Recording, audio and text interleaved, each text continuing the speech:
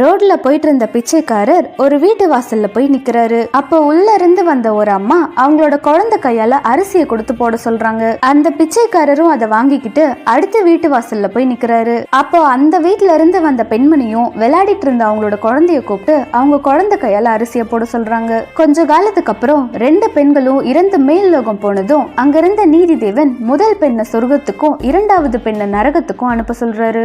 இதை கேட்ட இரண்டாவது பெண் நீதி தேவன் கிட்ட, நானும் என்னோட வாழ்க்கையில தான தர்மங்கள் செஞ்சிருக்கேன், அந்த பெண் செய்தது போலதான் என்னோட குழந்தை கையால அரிசியை போட சொன்னேன், அப்போ எனக்கு மட்டும் ஏன் நரகம் அப்படின்னு கேக்குறாங்க.